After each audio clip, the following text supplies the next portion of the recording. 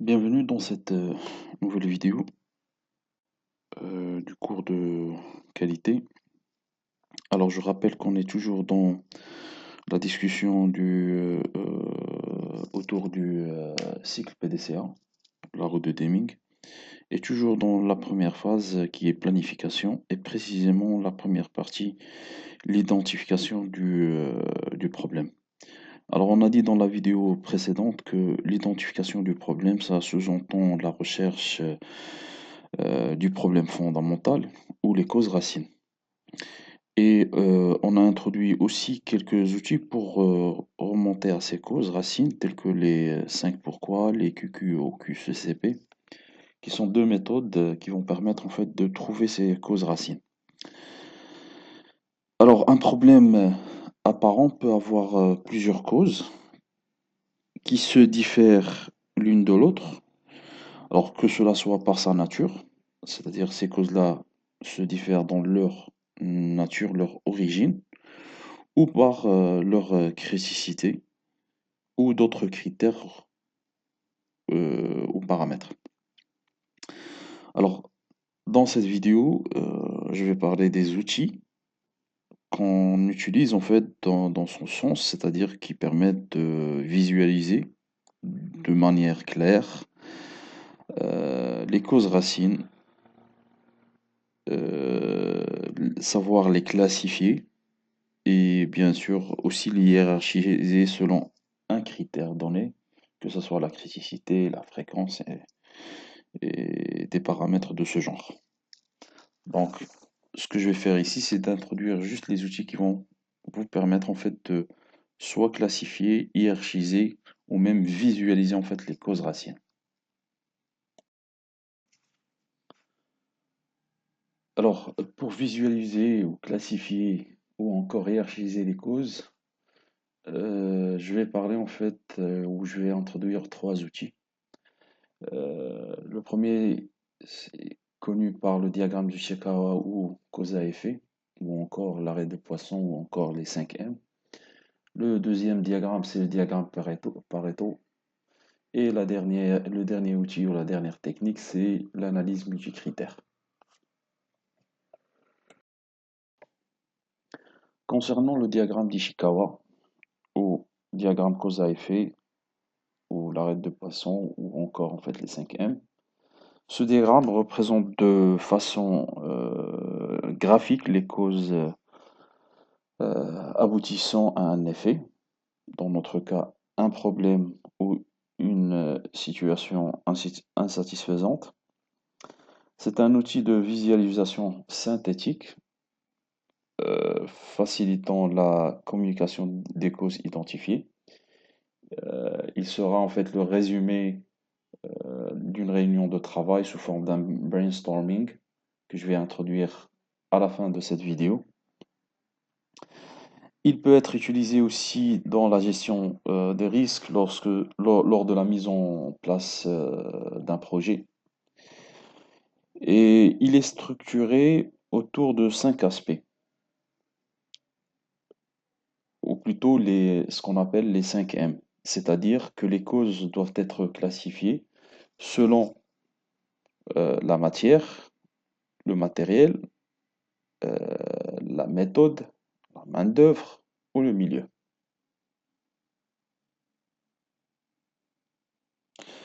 Et comme je viens de le dire, en fait, il se pratique en groupe de travail et il consiste à classer par famille les causes susceptibles d'être à l'origine d'un problème afin de rechercher des solutions pertinentes.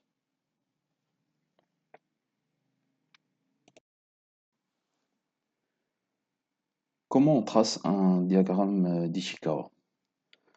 Alors tout d'abord, on commence par formuler le problème qu'on souhaite résoudre, ou encore l'objectif si on est dans un cadre en fait de la mise en place d'un projet.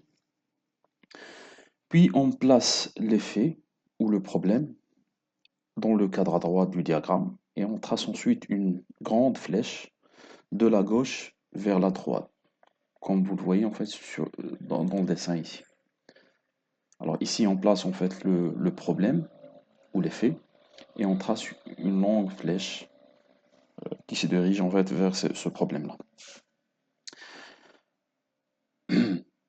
Puis on va définir les familles des causes, c'est-à-dire les 5 M, c'est-à-dire la matière, machine ou matériel, méthode, main-d'œuvre, milieu. Puis on va tracer pour chacune des familles de causes une flèche qui rejoint le corps de la flèche horizontale vers la grande flèche. Et bien sûr, pour chaque catégorie, c'est-à-dire matière, machine et ainsi de suite, on va détailler les causes en sous-causes. Puis on va chercher en fait ici à déterminer la cause racine. Alors n'hésitez pas en fait à utiliser les méthodes qu'on a introduites auparavant, c'est-à-dire les 5 pourquoi, le QQ, OQ, CCP. Et bien sûr, la cause qu'on pense qui est à l'origine, qui est la cause racine, on va la placer plus près en fait de la flèche principale. Et bien sûr, par la suite, on va procéder à une classification des causes identifiées dans le diagramme. Alors, dans la suite, je vais présenter un exemple d'application de comment on trace pour une situation donnée le diagramme d'Ishikawa.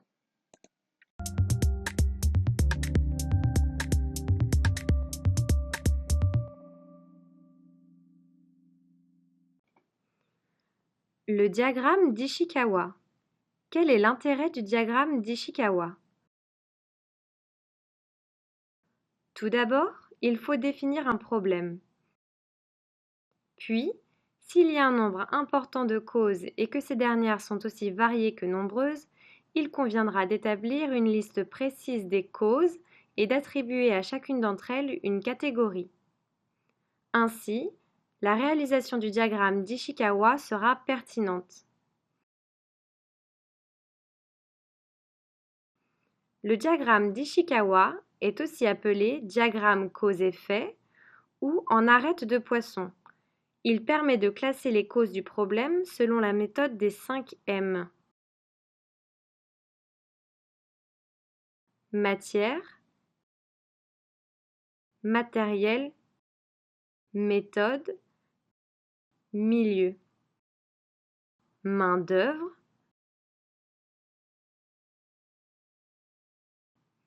Pour la catégorie matière, les causes sont liées aux ressources.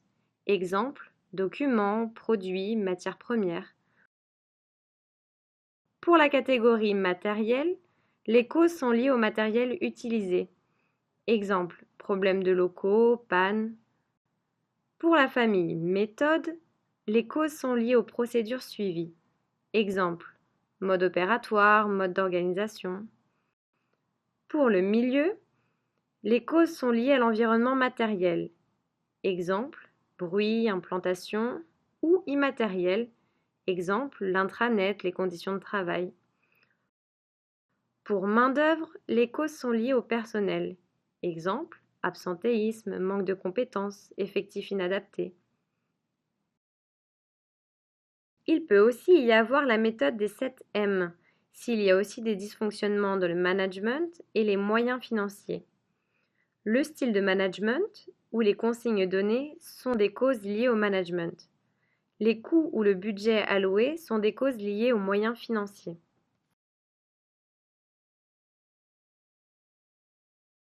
Comment construire le diagramme? Étape 1. Identifier le problème. C'est l'effet constaté indiqué dans un triangle à droite. Étape 2. Répertorier la liste des causes à l'origine du problème. Étape 3. Associer les causes aux différentes familles adaptées au contexte. Étape 4. Tracer le diagramme. À chaque flèche est affectée une famille. Étape 5. Sous chaque famille, placez les causes et les sous-causes. Adoptez un style concis.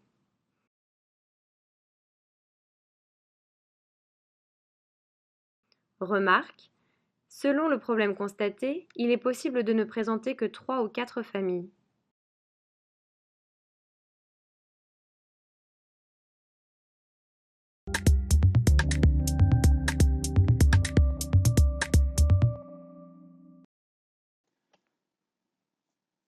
Alors, pour tracer le diagramme d'Ishikawa, je vous propose l'exemple suivant. Une entreprise qui remarque ou qui soulève des très mauvais taux de satisfaction clientèle, c'est-à-dire toujours on est dans le cadre de qualité, elle va monter un projet dont l'objectif est l'amélioration de ce taux. Donc, après avoir fait une réunion de travail sous forme en fait de brainstorming, les causes soulevées ou retenues qui causent en fait ce bas taux en fait de satisfaction du client sont les suivants. Alors, ce que je vous propose ici, en fait, c'est d'essayer en fait de tracer le diagramme d'Ishikawa en se basant sur ces causes-là. Alors, parmi ces causes, je peux citer des problèmes de coupure de réseau informatique dans l'entreprise, un temps d'attente trop long au téléphone, car le personnel est insuffisant, et ainsi de suite. Donc, ce que je vous demande, c'est de tracer le diagramme, arrêter la vidéo, essayer de revenir en fait à la diapositive en fait précédente et essayer de tracer le diagramme d'Ishikawa correspondant à ce problème.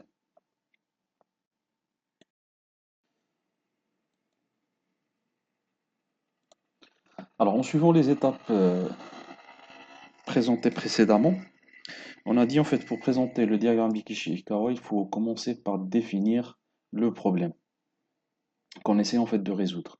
Ici, notre problème dans notre exemple, c'est on a un très mauvais taux de satisfaction de clientèle. Et par la suite, on place une longue flèche qui se dirige vers ce problème. Et puis, on met nos 5 M, les catégories ou les causes principales, machine, main-d'œuvre, méthode et matière, milieu, tout en reliant ces catégories à la flèche principale par une flèche qui se dirige vers cette flèche principale. Alors, dans notre cas, et suivant les causes citées auparavant, ces causes-là, qu'on a soulevées après une réunion de travail sous forme d'un brainstorming, on doit catégoriser en fait ou classifier ces causes par catégorie. Alors par exemple, on avait la cause qu'on a soulevée, c'était le nombre d'imprimantes et de serveurs insuffisants. Ben, cette cause-là s'inscrit en fait où elle se place, où on la classifie dans la catégorie des machines. Donc on a machine, une sous-cause, c'est le nombre d'imprimantes et de serveurs insuffisants. Et on relie cette sous-cause par une flèche à la flèche en fait de la catégorie machine. De même, en fait, pour main-d'œuvre, on a soulevé les causes personnel très insuffisant, absentéisme et dépression. Pour méthode de même, on a manque de procédure, matière, gaspillage de papier, coupure d'électricité suite à un orage. Et dans le milieu, on va mettre le call center trop sombre. Et bien sûr, il faut détailler les causes en sous-causes qu'on vient de faire ici.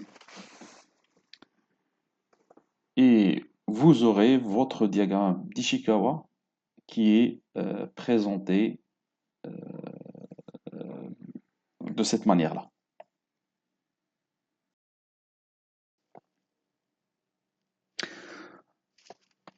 Alors après avoir introduit le diagramme d'Ishikawa, que je rappelle, c'est une méthode de classification des causes selon leur origine ou une catégorisation en fait des causes et qui permet de faciliter la visualisation de la problématique en général. Il est important de procéder par la suite à cette étape-là d'une hiérarchisation des causes. Bien sûr, une hiérarchisation des causes selon leur importance ou selon leur impact sur les effets ou selon un critère choisi. Alors, une des méthodes que je vais introduire dans cette vidéo, la première que j'ai choisie, c'est Pareto. Il existe d'autres méthodes. Moi, j'ai choisi ici en fait de présenter deux. C'est l'analyse multicritère et la méthode Pareto. Alors, Pareto, c'est un économiste italien. Il s'intéressait à quelques phénomènes sociaux et il s'intéressait surtout à la création de la richesse d'une population. Et qu'est-ce qu'il remarque lorsqu'il a fait une étude en fait sur plusieurs pays que Une des conclusions, sinon son travail il est plus large, une des conclusions qui nous intéresse ici, c'est qu'il a fait la remarque suivante, c'est que il observe que 80% en fait de la richesse d'un pays ou d'une population donnée, elle est générée par 20% en fait de la population. Donc je répète, une de ses conclusions, c'est qu'il remarque que 80% en fait de la richesse d'un pays est générée par 20% de sa population. Donc, certains qualiticiens tels que Juran, il va utiliser cette loi-là, qui est une loi statistique. Il va essayer en fait de l'utiliser dans le cadre de la qualité pour choisir entre les causes, qui va permettre en fait de déterminer l'importance des causes d'un effet ou d'un problème donné selon un ordre décroissant d'importance. Alors, l'objectif, c'est ici de Pareto, c'est déterminer l'importance relative de critères par ordre décroissant d'importance. Et l'enjeu, c'est faire, c'est-à-dire le but, c'est faire ressortir ce qui paraît important et ce qui l'est moins. C'est-à-dire, à la place en fait de s'attaquer à toutes les causes et se diversifier et se distribuer tous les efforts sur toutes les causes, ben, ce qu'on va faire, c'est faire un ordre des causes, c'est-à-dire un choix, et on va s'attaquer aux causes les plus importantes ou ceux qui ont un effet très important. Et par la suite, le but, c'est engager une réflexion efficace et performante en fonction de priorité. Alors le principe, c'est que on va classer dans un ordre décroissant d'importance les critères d'une liste à l'origine d'un effet ou d'un problème. Et ça, c'est possible lorsque on arrive à ce critère-là, soi-disant, il est mesurable. Tel que, par exemple, on peut donner comme exemple des critères mesurables, par exemple la fiabilité ou un taux de, on va dire, de déchets. Ça, c'est une problématique.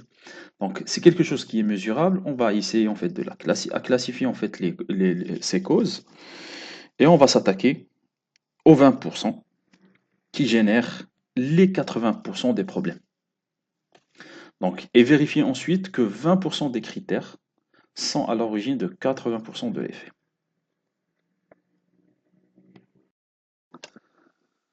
Alors, diagramme Pareto, courbe Pareto ou méthode ABC, tout ça sont des appellations à cette loi. Alors pourquoi ABC? Parce que cette courbe Pareto ou cet outil Pareto, il se présente comme sous forme d'une courbe qu'on peut découper en trois régions principales. La région A est celle qui nous intéresse, c'est-à-dire que 80% en fait 80% des effets sont générés par 20% en fait des causes. Et pour la région B, vous avez que 15% qui restent, les 15% en fait des problèmes. Et ce qui nous reste ici, c'est les 5% des problèmes. Nous, on va s'attaquer en fait à cette région A, qui est la plus importante. C'est-à-dire, si on résout les problèmes de cette région-là, on aurait résolu 80% en fait des problèmes. Après, par la suite, on peut s'attaquer au reste. Alors, pour tracer cette courbe Pareto, il faut commencer par choisir, définir les paramètres de l'étude. Alors, les paramètres de l'étude, ce qu'on veut dire par là, en fait, c'est les causes impliquées dans ce problème ou dans le problème, les différentes causes. Après, quel est le choix de critères de classement? C'est-à-dire, on va classer ces causes-là en fonction de quoi? Et est-ce qu'en fonction du temps, en fonction de nombre de pièces? Ça, il faut déterminer. C'est-à-dire, par exemple, nombre de pièces, on va choisir les nombres de pièces jetées ou euh, qui sont jugées de non-qualité. Le temps, on va par exemple, lorsqu'on mesure en fait le délai de livraison, le temps de retard, par exemple, et ainsi de suite. Après, on va construire le graphique, on détermine les zones ABC et on interprète la courbe. Alors, je vous ai choisi un exemple pour pratiquer cette méthode Pareto. Qu'est-ce qu'un diagramme de Pareto? Un diagramme de Pareto est d'abord un histogramme. Un histogramme est un graphique permettant de représenter les valeurs d'un critère étudié regroupé en classes, comme par exemple les différentes causes de défaut qualité, les différentes quantités d'articles en stock ou encore la répartition des ventes par catégorie d'articles. Chaque classe est représentée par une barre dont la dimension est proportionnelle à son effectif. Voici par exemple la répartition des ventes comptée en unités vendues par catégorie d'articles. Un diagramme de Pareto est un histogramme dont les catégories sont triées dans l'ordre décroissant des occurrences de la grandeur considérée. Voici notre même exemple avec les articles triés dans l'ordre décroissant de leur vente. Le diagramme de Pareto doit son nom à l'économiste italien Vilfredo Pareto, qui s'est rendu célèbre pour avoir, entre autres, énoncé la loi des 20-80. Cette loi des 20-80 stipule que 20% des causes produisent 80% des effets. Elle s'observe fréquemment dans de nombreux domaines, sans être systématique. Le diagramme de Pareto s'inspire alors de la loi des 20-80 pour inviter les analystes à s'intéresser au petit nombre de causes induisant la vaste majorité des effets. Pour ce faire, un diagramme de Pareto comporte le plus souvent un deuxième axe vertical représentant le pourcentage cumulé des effets et une courbe figurant ce cumul. Dans cet exemple, les deux premières causes, 2 sur 10 soit 20%, cumulent à elles seules 80% de l'effet étudié qui est la répartition des défauts qualité. Ceci est plus apparent en présentant le diagramme de manière légèrement différente. On voit alors que l'on dispose d'un effet de levier pour influencer les effets bien plus important en travaillant sur les causes principales plutôt que de s'attaquer aux causes mineures. Le diagramme de Pareto est un outil important pour l'analyse et la prise de décision, ainsi qu'un excellent outil de communication. Il permet de convaincre son auditoire du choix des priorités, qui sont les éléments les plus à gauche du diagramme.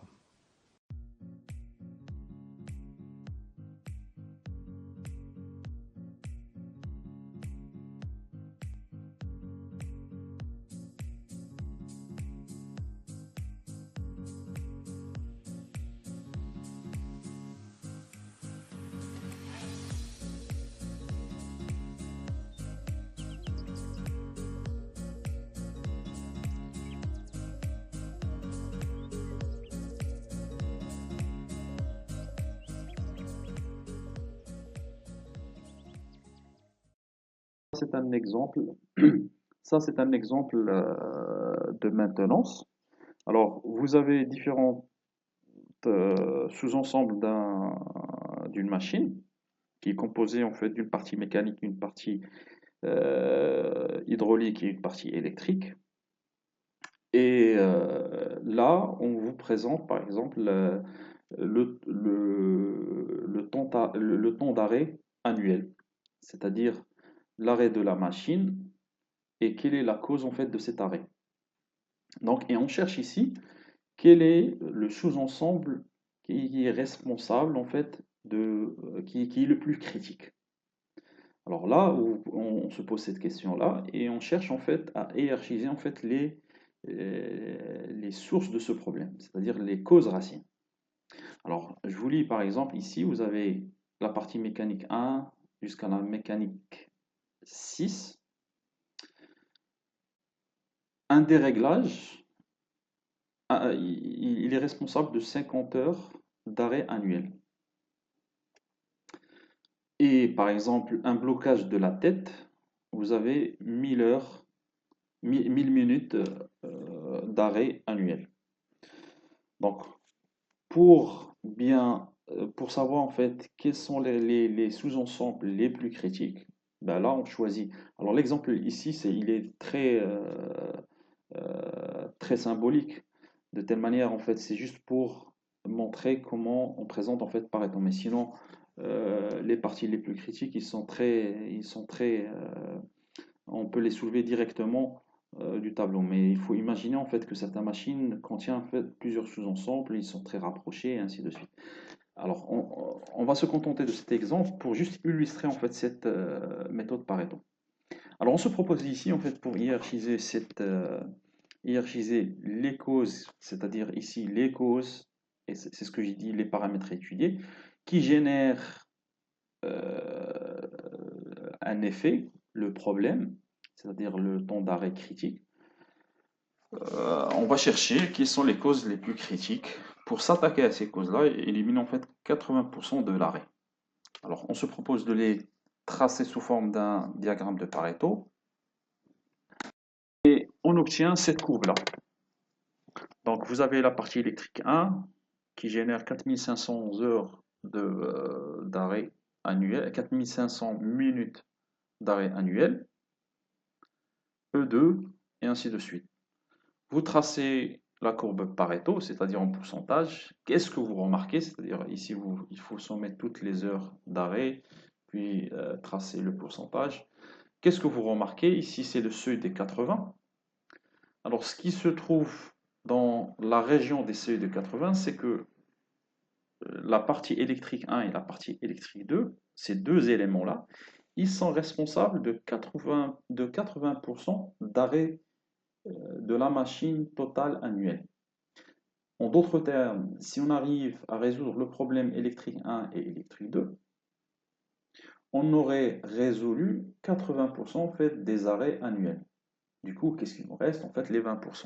Les 20%, c'est tous ces paramètres-là, c'est-à-dire ces causes-là, M2, M3, F1, M5, M6, M1, M4, ils sont responsables que de 20% des arrêts de cette machine à souder. Alors, les défaillances de type E1 et E2 cumulent environ 80% des durées annuelles d'intervention. L'historique montre que ces types de pannes sont d'origine électrique. Les défaillances des composants sont liées à l'humidité et la poussière. Il faut donc envisager des axes d'amélioration afin de protéger ces composants entre les deux causes citées. Alors, Pareto, c'est une méthode qui est très efficace, très pratique, très facile à appliquer, mais elle ne marche pas tout le temps. Des fois, ça peut donner des résultats qui seraient difficiles d'interpréter. Je vais donner quelques exemples ici. Alors, si vous obtenez, lorsque vous tracez les critères en fonction des paramètres choisis, c'est-à-dire la courbe cause à effet, et vous trouvez que c'est linéaire, ben, la conclusion, c'est qu'il n'y a pas de priorité à dégager. Toutes les causes sont similaires. Donc, vous ne pouvez pas faire une hiérarchisation en fait, des causes. Tous les éléments ont la même valeur. Si vous obtenez quelque chose, c'est-à-dire vous n'obtenez pas un plateau, donc dans ce cas-là, il n'y a pas de zone séparée, c'est-à-dire on ne peut pas séparer les zones ABC. Les objectifs seront fixés à partir d'un seuil ou d'un pourcentage déterminé. Donc, dans ce cas-là, vous allez faire en fait une réunion et vous déterminez un seuil comme objectif, c'est-à-dire vous dites que par exemple, on va se donner comme objectif de résoudre 60% ou 80% en fait des problèmes.